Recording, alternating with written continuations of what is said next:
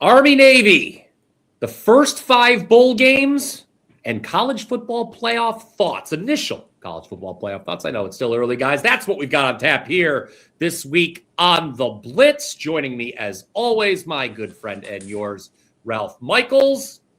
Steve Merril will be joining us momentarily, sitting in for Ross Benjamin this week. 3-0 last week with best bets. Ralph, second time in the last 3 weeks on the show. But hey, no time to talk about the past. Let's talk about the future. That's what we're here for, giving you guys some actionable info, not just for the games on Saturday, but like I said, the early bowls early next week as well. Army-Navy, Ralph, a storied history, obviously, no doubt. I am sure that you have a lot of systems and trends you can share on this game, and your best bet for the shows on this game as well. So why don't you break it down for the people?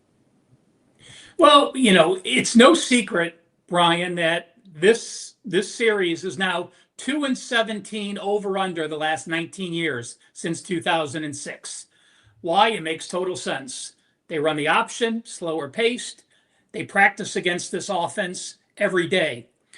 Statistically, Navy is more impressive for me. My power ratings actually lean Navy, but this is a game where, much like the final week of the college football regular season, in-state rivals, or you're playing your main rival, you really throw your power ratings out the window. But I am impressed with Navy. You look at what they've done. They finished the season winning back-to-back games as a dog, knocking off. They were minus 20 yards per game in that last 2, but they got the job done. And then you look at their 2 losses at North Texas and at Notre Dame. I actually think Navy should be about an 8.5-point favorite in this game, but I can't quite get there. Why? Their rush defense has allowed 249 and 200 yards 2 of the last 3 games. They allowed 5.6 and 6.6 yards per carry. Now, North Texas and Notre Dame's rush attacks are far different than Army because of the O-lines and the size of the O-lines and the size of the wide receivers and tight ends that can block. You look at Army and you say, well, they lost at home against Tulsa, bad loss. A loss at Tulane, a good loss.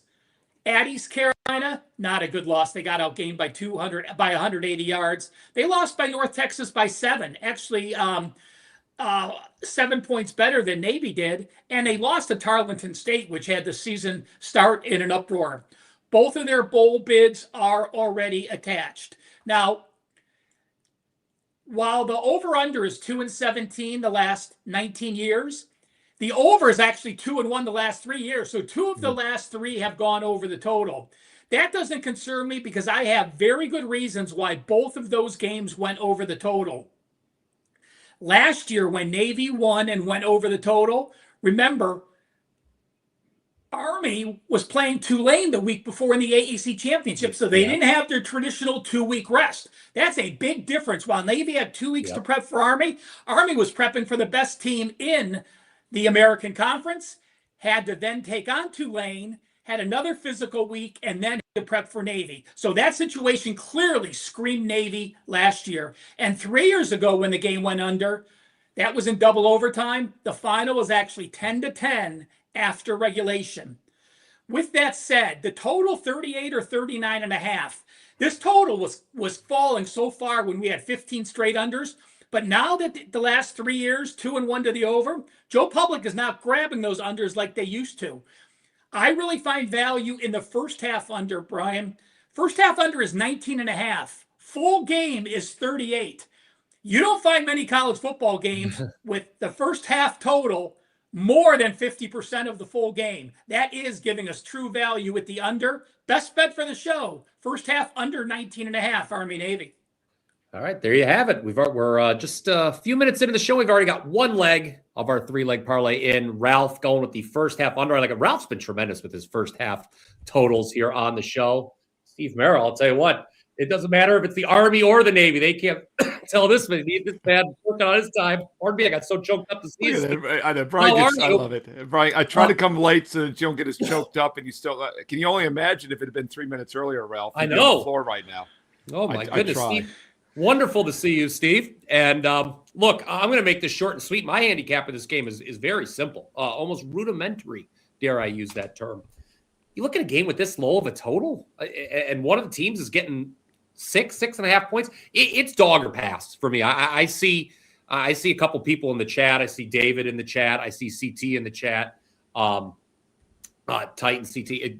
People are saying, hey, if this gets to 7, I'm on Army. I would concur with that assessment.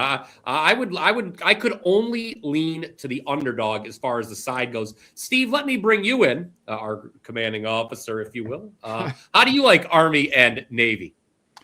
Well, first of all, great to see both of you. And I want to thank Ralph because he gave me some great data for the video that I did on this game earlier in the week. You know, the first thing you always think of is the under trend. And Ralph's numbers showed that, Service Academy games stay under. But when you look at Army Navy only, 17-2 to the under. And one of those overs was a double overtime game 3 years ago.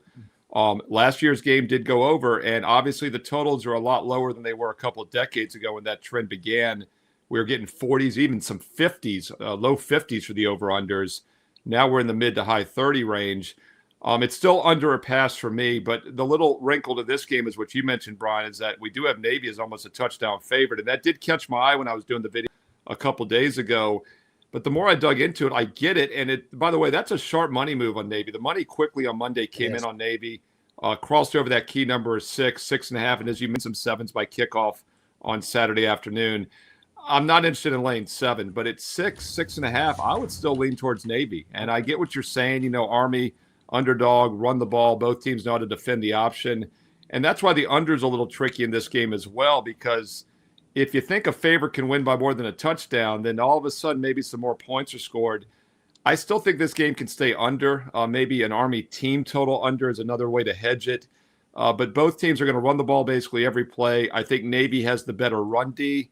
And even when the passing is needed, I think Navy throws the ball better as well. They are the better team this season. And while Army has gotten them in recent years, I think it's a chance for Navy once again to assert that dominance that they had for decades. If you're going to play it, I would actually lay it with the midshipmen. Would have definitely liked it more at -6 or less. It is getting a bit pricey now, though. Yeah, Dan here, pardon me, pardon my finger. I'm going on the screen. RJ, he says, I will be looking to bet both of these teams in their bowl games. Absolutely 100% agree with that assessment. I will just point out one more trend, and then I'll throw it back to Ralph. One of the things with Navy, and I'm tip of the cap to Navy, I did not think they were going to be able to match their record from last year. One win if they win either here or their bowl game, they will match last year's win total of 10.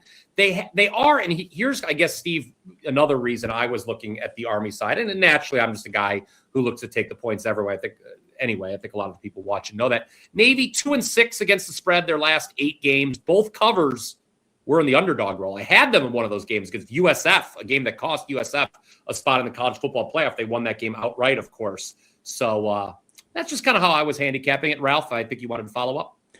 I did. I was just going to bring up this game, first time in Baltimore in over a decade. Temperature in the mid 40s, no wind to speak of. So nice weather for it. Brian, I did a TNA, a Trends and Angle Bowl video, which will get posted tonight on WagerTalk's YouTube channel. But since we talked Army Navy and someone had said they wanted to back them in the bowl, this is one of those situations I talked about on that. We'll bring it up again when Army and Navy are playing in their bowls. But just to give you guys some foresight, in Service Academy and bowl games, you have to remember this. You don't have opt-outs. You have very few transfers. You are conditioned. You don't get distracted. Since 2006, Army, Navy, and Air Force in bowl games, 24-9, 73% against the spread. Since 2017, Service Academies in bowl games, 11-1 straight up, 11-1 against the spread. That is 92%. And since 2009, Service Academies in bowl games with the line between the 7s and a total under 59, so they're not playing a high-flying offense, 13-0 straight up, 13-0 against the spread. Wow, that is some awesome trends right there. Well, hey, Brian, real quick, I'm looking at the odds logic screen. We see that Army opened 2.5 against Connecticut. It's now 5.5, even 6 at one of these sharp global books. So, Ralph, at what point, obviously they haven't caught on to it yet, right? It keeps working year after year. You just wonder, is that going to be priced in this year or not? And yeah, maybe, again, it depends on what your power ratings say, but, there's a lot to be said, and it makes complete sense. We'll see some of these teams that have 10 or 12 players opt out. That could be, your entire starting offense or your entire starting defense. So to have your team play with continuity with everyone that's healthy, getting ready to play is a big boost for those service academies. And Brian, the other game is Navy against Cincinnati. Yeah. Cincinnati opened as a 1-point favorite. Navy is now a 4.5 point favorite. So yeah, that's we've seen more than 3 to 4 too. point moves in both of those games already towards the service academies. Yeah, I was going to bring that Navy-Cincinnati game up if you didn't. Sorsby not going to play for Cincinnati, it looks like. So that's opt-out related. And again, Ralph brought it up. Army and Navy, they're not doing it. They're the two teams you can count on not having opt-outs. So, yeah, money's moving. I know we're getting a little bit ahead of ourselves. It's a long bowl season. A lot can change between now. I mean, Navy's not playing their bowl till January 2nd, only December 11th right now. So we'll, of course, have more analysis on that game coming up on the Blitz in coming weeks. You know what, though, guys? If you are going to play Army and Navy, play them now because it's only going to get worse. Because other guys might opt out. And remember, what happens is the bowls always have to start after the championships, obviously, because the semesters end and they start getting grades. Players that play January 1st or that last week in December, the grades come in and we see a lot of those teams lose their players because they're ineligible because of their grades, because they were seniors. They really didn't care. They thought they would have a shot to play further. So, again, if you want to play a service academy, I would play the opener every season. Just jot that down. Yeah, so they're taking money. Navy's taking money for Saturday. The story is Ralph gave you a best bet there on the first half under. Certainly history, even though 2 of the last 3 years has gone the other way, history does favor the under in this rivalry. And then we got a little back and forth here as far as the spread. Money coming in on Navy, though. So, okay. We're going to cover the first 5 bowl games today on the Blitz, one of which is Saturday, the LA Bowl between Boise State and Washington. But before we start diving into these first bowl games, Ralph, you mentioned the video you're doing. You're talking a little TNA. It's upcoming here on the WagerTalk YouTube page. It's a good time, guys, for me to remind you. Don't only just smash that like button for this show, click subscribe down below me. That way you'll be instantly notified when great videos like the one Ralph is going to drop goes up on the page. And Ralph, you wanted to dig into, to start us off here today, or to start off our bowl portion of the program, some general handicapping trends for the bowls. Obviously, betting the bowls in the year 2025, it's not what it used to be 10 or even 5 years ago. I'll tell you what, I've had a great bowl record. 2014, I didn't make adjustments quick enough, to be honest with you. This past season, the 2023 bowls. Last year in the bowls, I was number 1 at WagerTalk, going 12-3, 80% on my 15 bowl releases. So I just want to talk about some generals. The trends and angles, and I said this on my video, the trends and angles are not as strong as they used to be. Used to have great situations because everybody was playing and there weren't opt-outs, and teams that had 6 wins that got to that win were a positive to finish the season with a winning record. Teams that had a lot of wins and are a dog have been a positive play. So it's something I look at, and do not make a bowl play without looking at injuries, at opt-outs, at coaching changes. Because even now, now with the Michigan situation, we're going to have another slew of coaching changes. So when you think you studied a game, this may change, and all of a sudden the other coach may now play, and you may start losing some other starters on other teams. So it is a trickle-down effect. It's actually more like a domino effect. It's much more than a trickle now. We'll see what happens with the Michigan side. But to me, I do like taking teams that are at 6-6 and are a dog. It's been a positive situation. I don't put too much stock in losing a head coach. I do put a lot of stock in if you lose your head coach and 1 or 2 of your coordinators as well. That's going to leave you high and dry on the top end. Couple things I just want to mention. Who covers more, bowl favorites or bowl dogs the last 2 years? Something that simple. At least know the information, and that's what we're sharing with you. Since 2023, bowl favorites are 33-41, 44.6%. So bowl dogs are 55%. Bowl favorites of 9 or more are actually 59%. So basically single-digit favorites in bowls from -1 to -8.5. 23-34, 40.4% against the spread. That does not include playoff games, the expanded playoffs or the 4 prior. Playoff games, guys. Favorites in playoff games since 2021, 15-5, 75% against the spread. Favorites with a high total of 56 or more, just 2-3. When you have a playoff favorite with a total under 56, they have gone 13-2 against the spread. There you go. Our little tease for what Ralph will be dropping again, guys. If you want more of that content, check out Ralph's video. And just another reminder, smash that like button if you've been enjoying it. So without further ado, let's get into the bowls. The LA Bowl, or this is rare. Usually Army and Navy has the Saturday to itself, but not this year because the LA Bowl has intruded upon the Army-Navy game, I guess for lack of a better term. It's a good game. Boise State and Washington, good matchup. Washington, looking at the odds screen, they've taken money. I thought that the number did open a little bit low, at least per my power rating. Of course, I think we're going to mention this a million times over the next couple of weeks, guys. Power ratings, you sometimes have to throw them out. You have to be cognizant of the personnel, who's opting out. Like Ralph said, our team's going through transition with coaches. We're going to be talking about one of those teams a little bit later, at least for my best bet. But here, it doesn't seem like there's going to be a lot of opt-outs, guys, so which makes the matchup even more attractive. Maddox Madsen, I think, is going to play for Boise State. He returned in the Mountain West Conference Championship game. Caught the show last week. Boise State was my best bet on the show. They wiped the floor with ULV for the second time this year. And Washington, it seems like all their stars are going to play as well. No coaching vacancy, no coaching changes here to talk about. So, Steve, I'll throw it to you. Thoughts on Boise State, Washington, kind of, I guess, the rare matchup in this era of bowl games where we don't have a lot of opt-outs and we can actually look at the regular season and pull some things from it. Yeah, I think the key, Brian, is make them play like 1 week after they just played, right? I think you're a little less likely to opt out.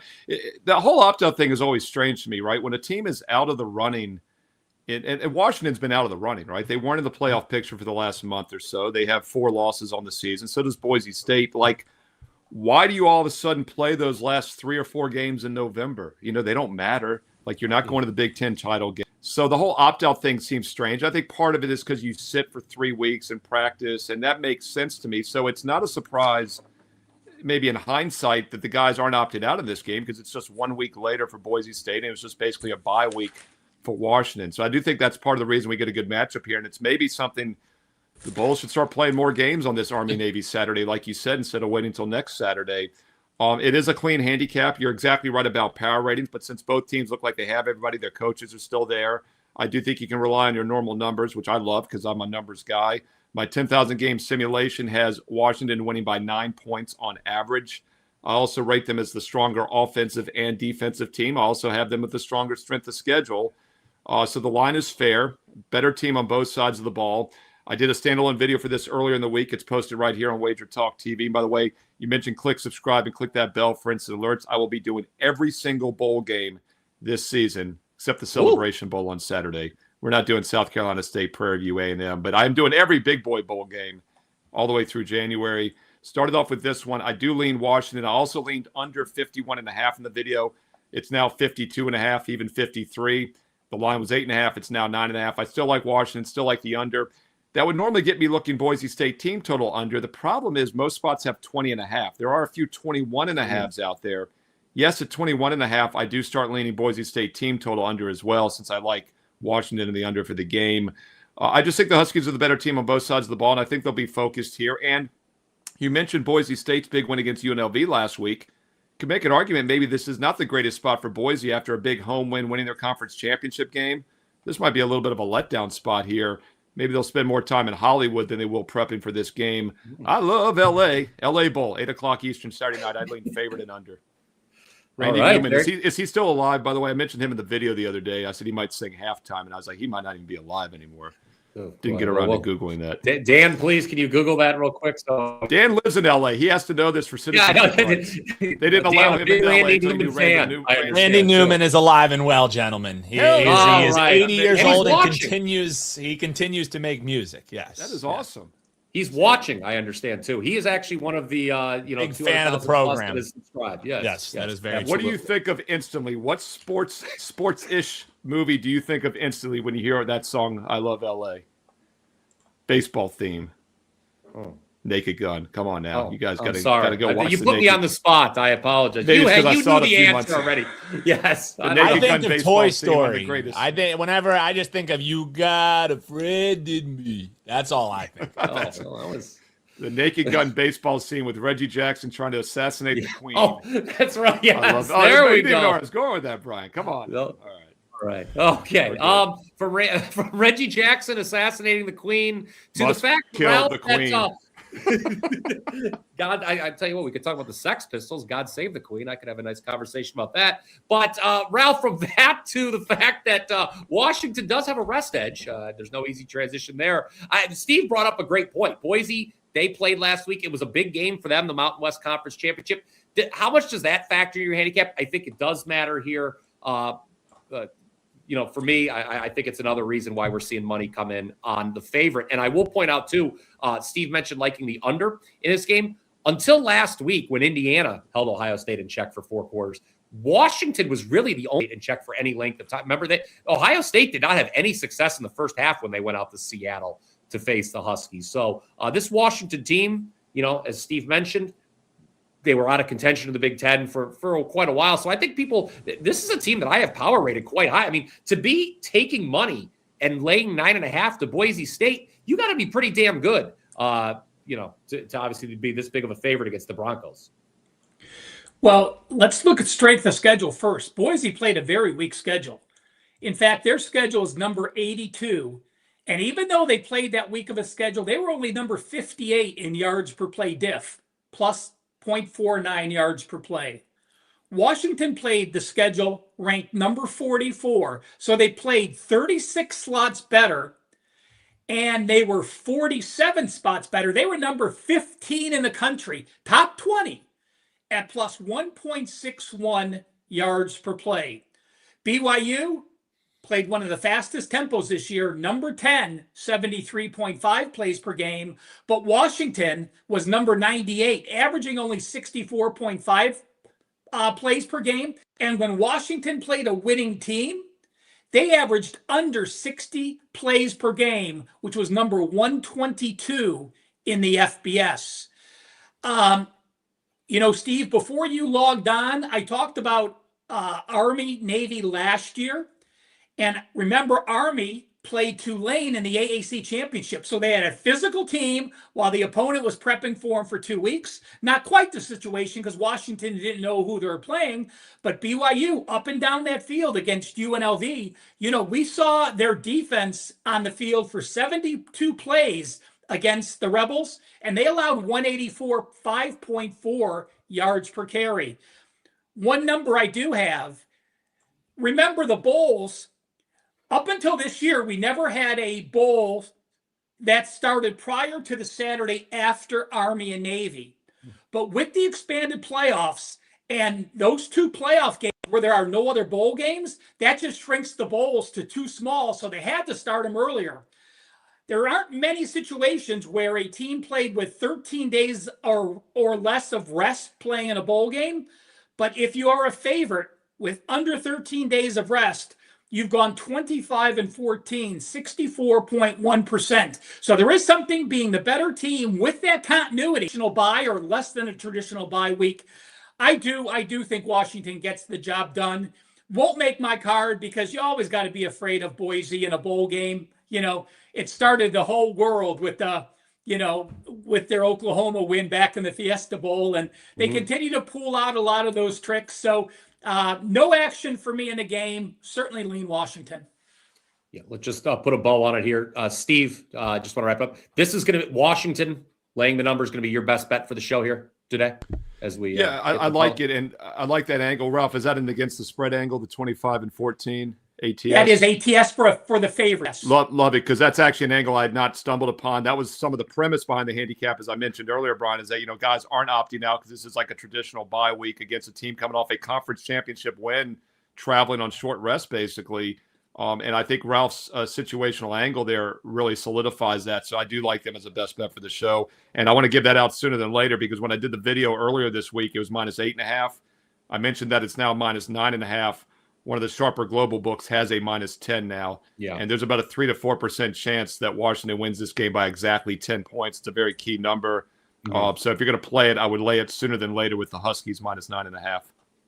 All right. That's 2 legs of our 3-leg parlay now in the books. Again, we're trying to sweep for the 3rd time in 4 weeks. Mine will be coming up in just a little bit. But now we're going to move to the Veterans Bowl between Troy and Jacksonville State. I hate when they pair 2 teams that I wanted to play against. And that's what we have here. I don't think I'm going to be getting too involved in this game. Troy, look, they were a massive underdog last week on Conference Championship weekend against James Madison. Of course, Jacksonville State, kind of an interesting matchup here because you have 2 teams that obviously lost their Conference Championship game. We just talked about a game where one team was involved in Conference Championship weekend, won, and its opponent was not involved in Conference Championship weekend. But here we have 2 losers, the loser of the Sun Belt Conference Championship game against the loser of the Conference USA Championship game. I cannot lay it with Troy. I thought Troy was one of, no offense to Troy, I thought they were one of the worst teams ever for the championship game. Quite frankly, you look at their yards per play differential, it stinks. But Jacksonville State, nobody thought this team was going to make a Conference USA Championship game. They, Rich Rod going back home to West Virginia, they defied expectations. So I don't know, real quick, I'll just open the floor to either of you guys. This is not a game that I, as of right now, have a ton of interest in. Well, it is an in-state game for both teams, Yes. so at least they will have some fans there. We won't have to look at one of those empty stadiums that we sometimes see in these early bowls. Let me just break down the stats. Troy played a weak schedule. Number 93 in the FBS. They were number 117th, getting outgained by almost a yard per game, minus 0.95. Jacksonville State is number 63 in yards per game diff, so they are 54 spots better. The problem is this. There's 136 FBS teams. Jacksonville State has played the number 142nd toughest schedule. So that means at least 7 FCS teams played a tougher schedule than Jacksonville State. I was leaning Troy, but I'll tell you what, I can't get there with their best running back, Meadows, over 700 yards, 4.2 yards per carry. It doesn't sound great, but for Troy, it's significant because their number 2 rusher only has 333 yards and 3.9 yards per carry. I don't think they're going to be able to establish the run. I do think Jacksonville State will be able to establish the run. We've seen the rush defense for Troy away from home allow over 200 yards per game and 5.4 yards per carry. This Jacksonville State team rushing for 250, 5.6 yards per carry. Rushing matchups, one of Troy's best players opting out, does have me with Jacksonville State and the Gamecocks. Yeah, and Troy also is going to have an issue at quarterback, Goose Crowder. At least it looks that way. Obviously, guys, stay tuned to those injury reports. But Crowder, the quarterback, was seen. He left the Sun Belt Championship game with an injury. He was on crutches afterwards. So it could be Tucker Kilcrease, who did start 7 games this year. So it's not like he's a guy with no experience. But that is something to monitor there. For you know what, Brian, though, Kilcrease, let me just say this. Crowder, 56.7%, 11.5 ratio. Kilcrease, 58.3%, better, a 9.5 ratio. And Kilcrease has a better YPA. So it's not the drop-off you might expect. Yeah. It's just that, he got a lot of playing time with Crowder hurt earlier, and they just gave, Jared Parker just gave his starting quarterback back because they were so close. So not quite the drop-off you might think with saying, I lost a guy who started the last 8 games. Yeah, absolutely. Just wanted to note it there. Steve, again, just if you wanted to put a bow on it, 2 teams off conference championship losses. How do you, it's hard because normally you would think, all right, maybe this team's just going to be in a letdown mode. But we've got 2 teams in the exact same situation here. I'll say this. I think the sure thing in this game is that Jacksonville State's going to run for more yards offensively, rushing the ball. And I'm getting more than a field goal dog here that I'm almost 99% certain is going to win the rushing attack in a bowl game on short preparation time for Troy. Jacksonville State runs the ball in about 67% of their plays, average over 259 rushing yards a game. And then on top of that, Troy is not a good offensive team, terrible rushing team, 2.8 yards per carry. And as Ralph mentioned, their top running back is opting out. And as you mentioned, Brian, their quarterback is injured, questionable. Now, they made the switch after early November, so I really think there's two mediocre quarterbacks. I don't worry too much about that. But still, maybe missing your preferred quarterback, missing your top running back, and they're laying points here, and they're coming off the loss to James Madison. Meanwhile, I liked Kennesaw in that game against Jacksonville State. I did a video for that game last week. I recommended Kennesaw. It was a quick revenge spot for Kennesaw State after losing in November 15th in a game which they had a 31-18 first down edge against Jacksonville State. So I don't really penalize Jacksonville State for losing that game. I think they might be the better team. I definitely think they're the more focused team in this game. And they're almost a 99% certainty to have more rushing yards. I'm getting +3. They look like a live dog on Tuesday night. Yes, go ahead. Thank you I was going to mention that, Steve. This game takes place Tuesday night, 9 o'clock Eastern. And as Ralph mentioned, it is in Montgomery, Alabama. Jacksonville State is located in Alabama. It's not located in Florida. Some people still may be unaware. Of course, Troy also in Alabama school. All right, we've reached the halfway point of the program. Let's talk about what we've got going on at WagerTalk.com. For me, I've already loaded my Sunday NFL card. Did it this morning. Very excited about this Sunday's NFL card. We've won 67% of our NFL sides and totals the last 4 weeks. I have 3 plays you can currently get for just $29 on Sunday, including my top play for week 15. I'm also playing Sunday Night Football. I've got a total that I'm playing this week as well. I am 4 for 4 with NFL totals this season. I've not played a ton of totals, but I have won all of them. So you can get all 3 plays currently at my page, wt.buzz/pp, right now for $29. But don't forget, we have expanded at WagerTalk.com the Weekend Warrior Pass. It used to be only football for Saturday and Sunday. Well, now for $49, you get every sport. Now I'm doing college basketball, soccer. You got the NBA. The NBA Cup is this weekend. So there's a lot to bet on this weekend. And we will all, I'm sure Ralph and Steve will have you covered as well. So do I, wt.buzz/BP. Again, 3 NFL plays up for Sunday. $29 if you want them right now. You can get that Weekend Warrior Pass, though. Get every other play I release in every other sport for $49 Saturday and Sunday. Ralph, I'll go to you next.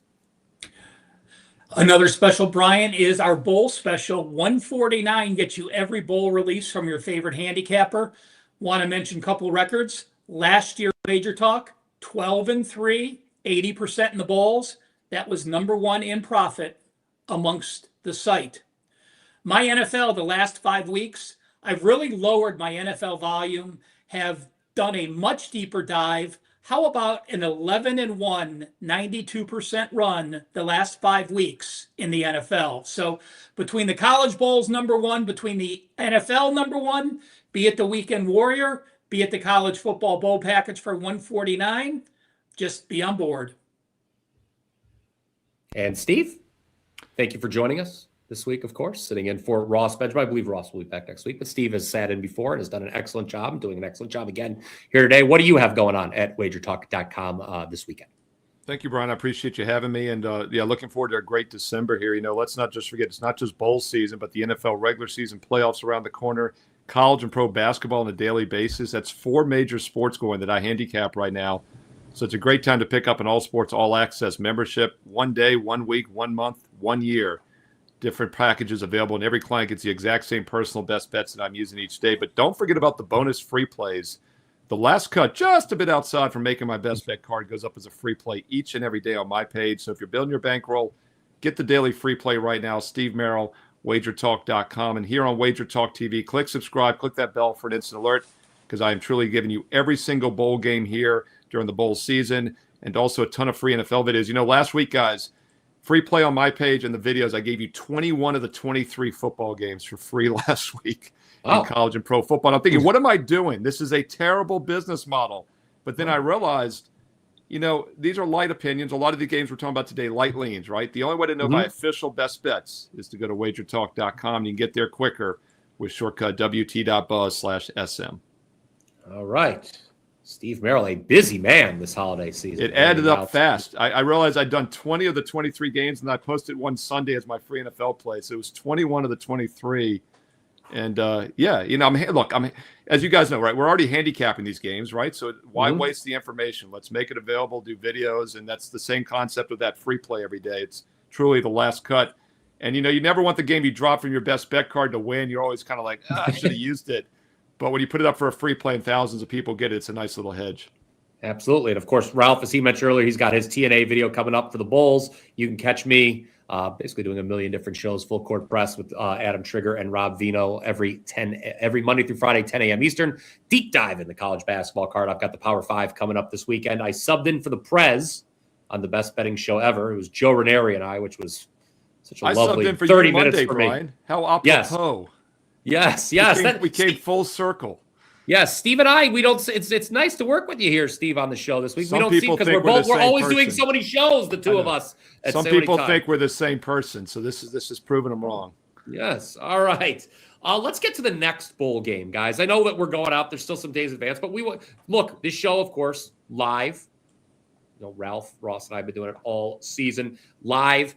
Every Thursday, 1 p.m. Eastern. So these bowl games we're just going to hit real quick. We're not going to have a chance to talk about them, obviously, when we go live next week. And our next one, I have a very strong take on the next game. It is the Cure Bowl, which takes place Wednesday, December 17th. I talked about this game earlier in the week with Andy Lang on WagerTalk today. I did a segment, 2 bowl teams to fade. You could check that out right now elsewhere here, not only on my page, wt.buzz/BP, but on the WagerTalk YouTube channel. Guys, I'm going to run through this real quick. I like Old Dominion a lot in this game. USF is a team I am this is a client play, by the way, for me. I'm going to give it to you for free right now.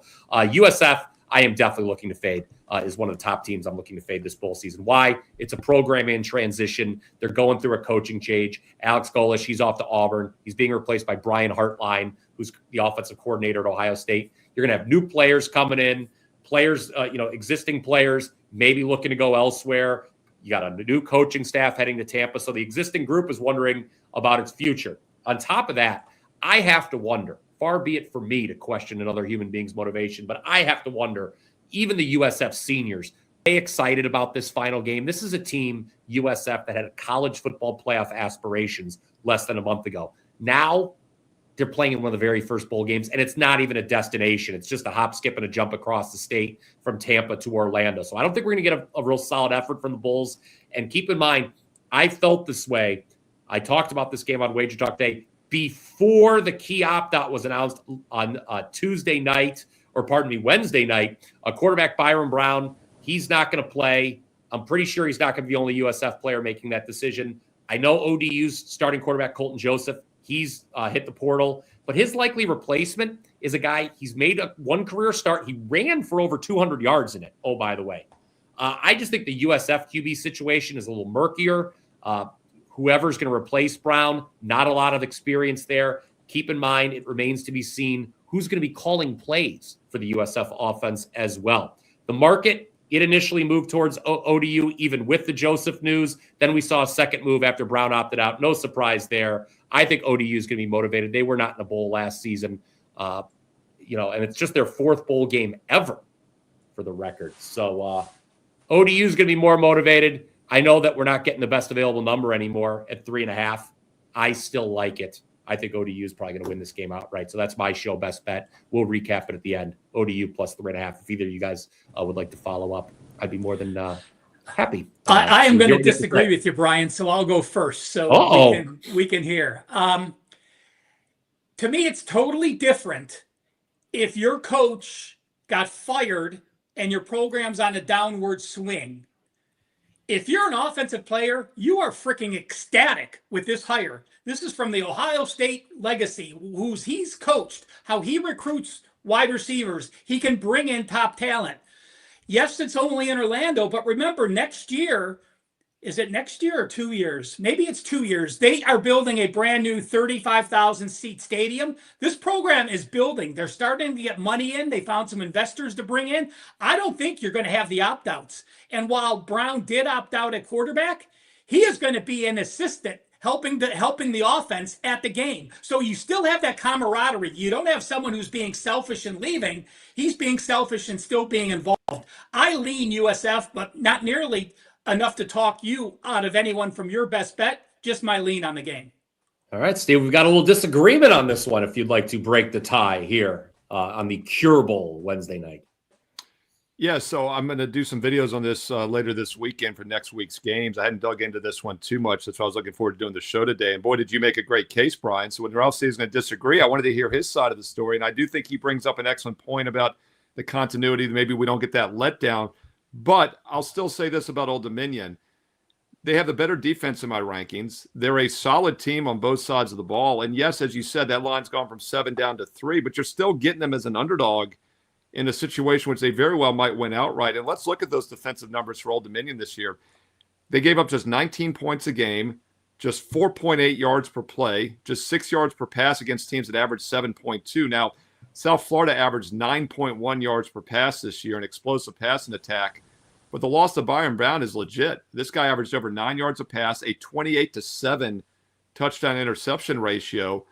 So the question becomes, can the backup do anywhere near as well? We don't have much to look at. Gaston Moore, 14 for 20, 2.7 yards per pass. And then we had Locken Hewlett, who threw one pass for a 45-yard touchdown. He was perfect.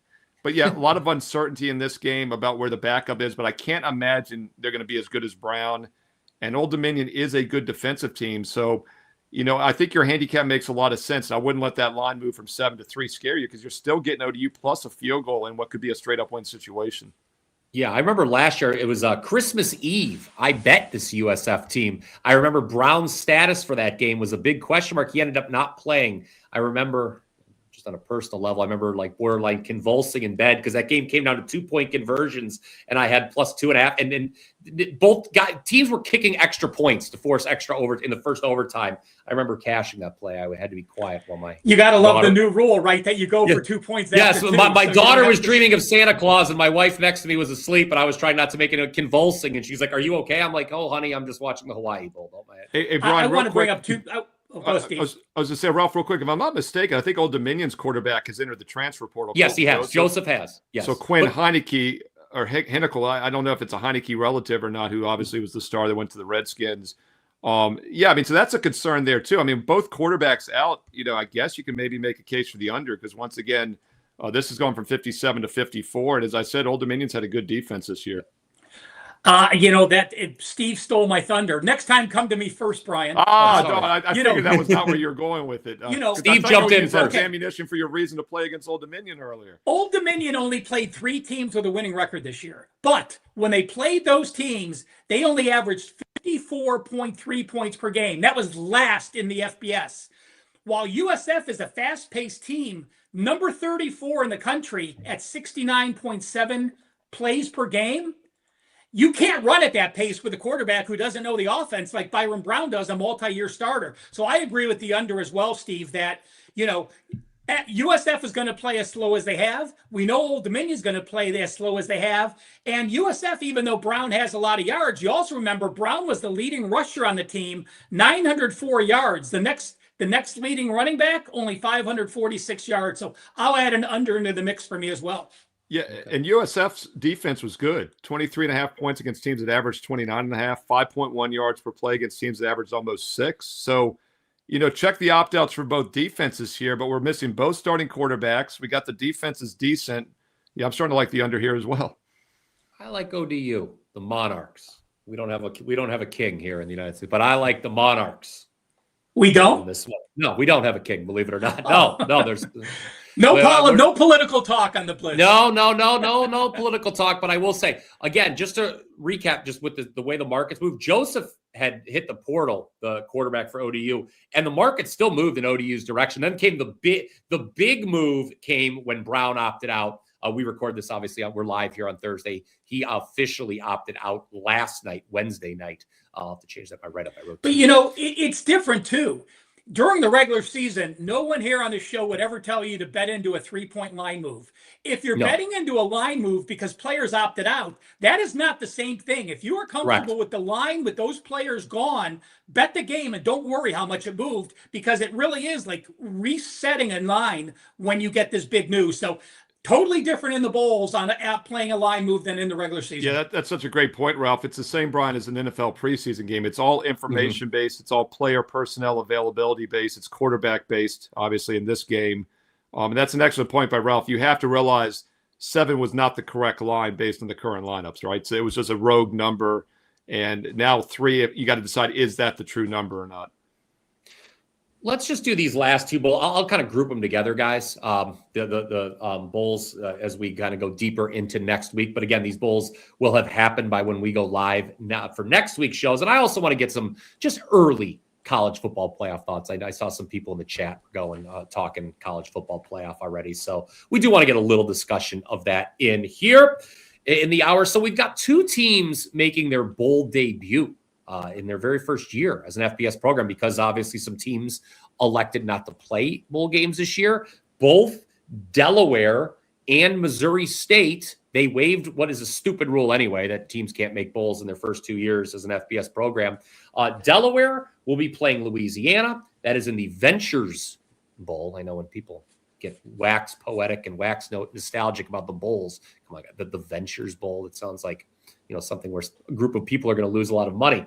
And then we've got Missouri State against an Arkansas State team. Arkansas State is, I think Delaware and Missouri State guys potentially are live to win these games. I think they're going to care a lot. And I thought their respective opponents, Louisiana and Arkansas State, had bad years. So I have not made any official decision yet. But to me, I don't know what you guys just think conceptually. Here's a team and here's two teams playing their first ever bowl game, Delaware, Missouri State, new FBS programs. They're going to be, you have to figure they're going to be excited. Yeah, I agree. Ralph, Brian had asked start. me. Okay. Brian had asked me, I don't have information on a coach's first bowl game. Obviously, these teams were FCS. For Missouri State, they were in the playoffs, the FCS playoffs a few years ago. I'll just say this.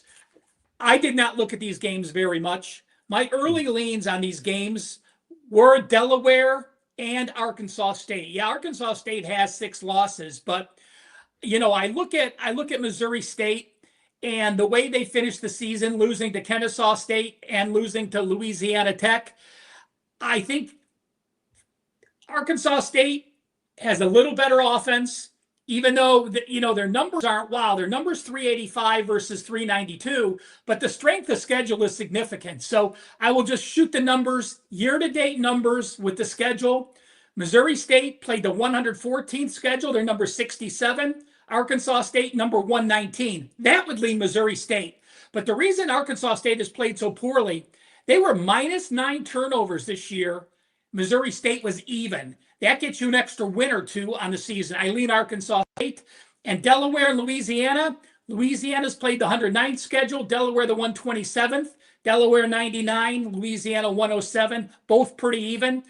But it's such a weird bowl game. There is not one bowl game this year where both teams are top 25 tempo. It seems like every fast tempo team is playing every slow tempo team. So all those bowl totals, I love getting couple up tempo teams with couple young quarterbacks that are learning to play the game. Not much value in that, but my leans, slightest of leans, neither will make my card. Arkansas State and Delaware. Steve, anything you want to say about these two games? Well, that Arkansas State game is at 9:00 p.m. Eastern Thursday night, so I'll let Ross next week chime in on that one for me. But this other Wednesday game before we sign off, Lafayette, UL Lafayette, Delaware. By the way, I looked this up because what do they go by? University of Louisiana, and then we see the betting rotations all say UL Lafayette. They still are UL Lafayette, actually. I looked that up. I Wikipedia'd that a few weeks ago when I was doing a weeknight video because it was driving me crazy. So either is apparently acceptable. Delaware, obviously, a team I'm very familiar with. They were in the CAA up until a year ago for both basketball and football, my neck of the woods. No question they will be excited for their first year here in Division 1A football FBS to be in a bowl game. I do think UL Lafayette is the better team overall. That's why we're seeing them as a 3-point road favorite, 3-point favorite in this game in Alabama. Opt-outs are looking pretty clean on both sides of the ball. One thing that jumps out to me about UL Lafayette is they do not throw the ball well. Struggled to pass the ball this season, but they had a pretty good rushing attack, almost 200 yards a game. And Delaware, both against the pass and the run, pretty mediocre defense, giving up 32.5 points a game. So if Louisiana Lafayette's able to establish the rushing game, they probably are the better team. Game I'm going to have to dig into a little bit deeper. I'll be doing a video on this game, though. And right now it looks like a pretty evenly matched game between two mediocre 6-6 teams. All right. Before we recap our best bets, I just wanted to get your guys' initial thoughts on the college football playoff. Look, we understand it's a flawed system, okay, and they're going to tinker it again and whatever. That's not what the purpose of this show is, to give the folks actual info. We got bottom line is across next Friday and Saturday the four first round matchups to bet I like, as probably both of you do, to get out and speak to many people in this fine country of ours. I have yet to meet a single person who likes either group of 5 team, Troy or James Madison. Tulane or James Madison. Still have Troy on the brain. Tulane or James Madison. Obviously, both big underdogs to Ole Miss and Oregon, respectively. We've got Alabama and Oregon in what is expected to be Alabama and Oklahoma. Wow, I'm on fire today breaking these matchups down. Alabama and Oklahoma, a regular season rematch. Not a lot of points expected there. What do you got? Ralph, I'll go to you first. Any initial thoughts? Anything you want to share with the people here? I know you, I, and Ross will be breaking these games down in full on next week's show. But hey, the matchups are out. I didn't know if there was anything you wanted to let the people know now. Get them ready. I will say early leans. Oklahoma, Bama first half under. I think Oregon team total against James Madison. James Madison numbers are fantastic. But again, they've played one of the weakest schedules in college football. Totally different with that speed. Speed kills, and I think they get that. A&M and Miami went back and forth. Probably lean A&M right now, and no real opinion on Mississippi Tulane. I just never give Tulane enough credit. And I remember watching 4 years ago when they beat USC in that bowl game, and they're just a well-coached, fundamentally sound team. So maybe Steve will give you an opinion on that. You got a 4%. I'm going to check back. Actually, I'm 99% sure I had a 4% on Tulane in that game. I remember it was an amazing comeback. I kind of like it. That was a wild finish. But Steve, you will not be with us next. Thank you again for joining us, Steve. It's always great having you on the program. Any initial thoughts you'd like to share? I know, of course, again, you're going to be doing videos for all 4 of these games. But any initial thoughts you wanted to share? Yeah, click subscribe, click that bell. You'll get an instant alert. So my initial thoughts between the 2 big favorites you mentioned, Oregon, James Madison, Ole Miss, Tulane. Obviously, the question mark with Mississippi is their focus. No Lane Kiffin, half the staff gone. But I think the players still want to play for a national title. They're going to rally behind that. And I think Tulane could be the team that's a little bit less focused. And the big difference in that game for me is the huge defensive edge that Ole Miss has. Tulane's a pretty good offensive team. Ole Miss is better. But Ole Miss has a substantial defensive edge, whereas James Madison I do still rank as a top 30 defense. I barely have Tulane in my top 70. So I think of those 2 games, if you're going to lay the big number, I'd be more comfortable doing it with Ole Miss. The Texas A&M Miami game is interesting to me. I do rate A&M as the stronger offense, but I've actually got Miami as the better defensive team in that game. Mm-hmm.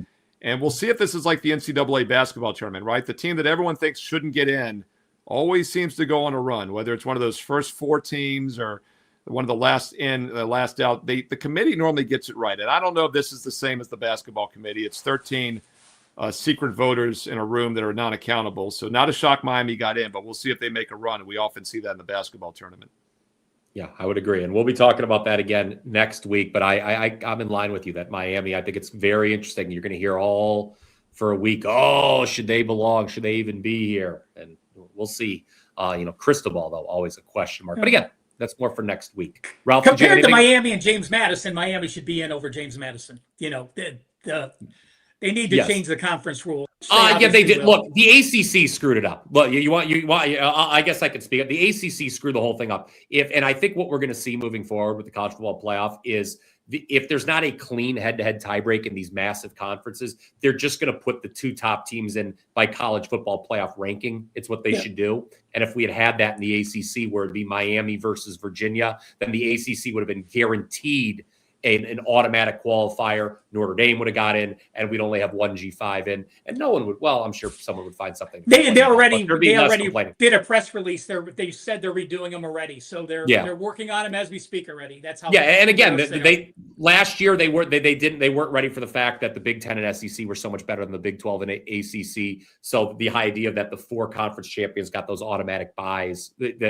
that was foolish. They got rid of that after 1 year. They're going to fix this. So there you have it. They do it on purpose, Brian. And we've already spent 5 minutes talking about it. They do this on purpose so that we talk about it. That's my conclusion. I agree. The powers that be in college football, I just think they love people arguing about this rather than the games. They had 2 teams for a decade. Then they went to 4 teams for a while. Then they jumped to 12 overnight. Like that wasn't doable to get to 8 a couple years earlier. And why aren't we at 16?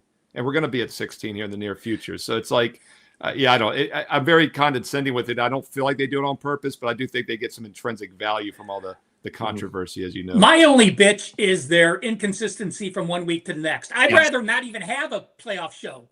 Hell, you just got to worry about playing and not worry about looking at. I do like that, Ralph. No ranking until the final week, right? Yeah. I like kind of where you're going with that. I agree. Yeah, screw that. That's the whole issue, is the committee saying one thing one week and the next week changing it, and then jumping a team up or down for no reason. Right. So how does, exactly. Miami and Notre Dame don't play. From my understanding, I don't pay much attention to it, but Notre Dame was ahead of them every week, including that week in the rankings, right? Yeah. So the only thing that was somewhat connected by the 6 degrees of Kevin Bacon was Duke beating UVA made Miami stronger, I guess. I mean, it doesn't make any sense whatsoever. No, it didn't. So again, the only college football show you should make sure you're tuning into each and every week is this one right here, live every Thursday, 1 p.m. Eastern, the Blitz. But of course, check out all of our individual videos as well. Steve, my goodness, what an undertaking that is, Steve Merril, previewing every bowl game. Ralph, his trends video is locked and loaded. I'll have you covered with the Power 5 this weekend. Dan, let's throw those bets on the screen before we say goodbye to fine people. Steve Merril joining us. He likes Washington in the L.A. Bowl. Laying 9.5. Bet it now, guys. It looks like that number's on the move against Boise State. Ralph, he's looking at Army and Navy. That's also this Saturday, of course. First half under 19.5. And then we go past the weekend to next Tuesday. I like ODU getting 3 and a hook against South Florida in the Cure Bowl. So can we do it? 3-0 for the third time in the next 4 weeks. We'll let you know. Next Brian, after Steve and I go 2-0 on Saturday, you've got to sweat it out for three. I know. It's not like usual. I know there's a lot of pressure if you when you do that. I know how that's going to be. So all right, for Ralph Michaels, for Steve Merril, I am Bryan Power. This has been the Blitz. We will be back next week again, talking in deeper detail the college football playoff. Don't forget to get all of our plays. Steve at WT.Buzz/SM. Ralph, WT.Buzz/RM, me, WT.Buzz/BP. You can go back. It's about the 30-minute mark of this video. We told you what we had cooking this weekend. Until next week, let's cash some tickets.